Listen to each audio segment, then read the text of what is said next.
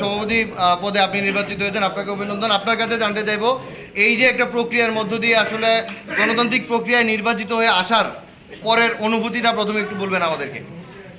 আমার অনুভূতির কথা আসলে ব্যক্ত করলে অনেক সময় লাগবে। এখানে আমরা সারাদিন পরিশ্রম করেছি, নির্বাচনের ফলাফল এইমাত্র ঘোষণা করা হলো।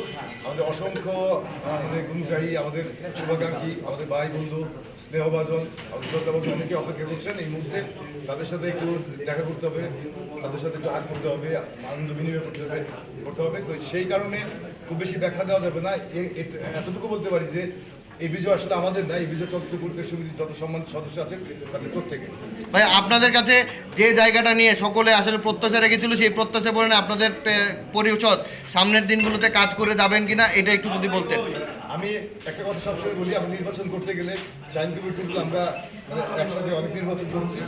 আমি সবসময় বলি যেটা হচ্ছে যে আমরা কোনো ঘোষণা দিই না, কোনো ইস্তেহার নাই যে আমরা এই করবো সেই করবো, কোনো প্রতিশ্রুতি দিই না। কারণ প্রতিশ্রুতি যারা দেয় তারা প্রতিশ্রুতি ভঙ্গ করে, আমরা সেই লাইনে হাঁটি না। পরিষ্কার কথা যে এই নির্বাচন যেহেতু জিতেছি, অতীত আমার দুইবারের মহাসচিব হিসাবে দায়িত্ব পালন করার অভিজ্ঞতা আছে। আমি সাধ্যমতো চেষ্টা করেছি বলেই আমার সম্মান সদস্যরা আমাকে বিপুল ভোটে সভাপতি হিসেবে নির্বাচিত করেছে। আমি তাদের প্রতি কৃতজ্ঞ। আমি পাশাপাশি বলতে চাই যে এই বিজয়ের কারণে আমাদের তন্ত্র পরিষদ সমিতির যারা সম্মানিত সদস্য আছেন অবশ্যই তাদের প্রতি আমাদের দায়িত্ববোধ আরো বেড়ে গেল। আমরা অতীত দায়িত্ব পালন করেছি, এখন সামনেও আমরা দায়িত্বের জায়গা আরো প্রসারিত হলো এবং আমরা চাইব সমিতির কল্যাণে সর্বসময় কাজ করতে। আমরা চাইব সমিতির প্রত্যেকটা সদস্যের পাশে থাকতে। আমরা চাইব সমিতির প্রত্যেকটা সদস্য যাতে এই পরিচয় সুবিধা এসে তার আশ্রয়স্থল খুঁজে পায়, আরেকটা তার ঘর খুঁজে পায়।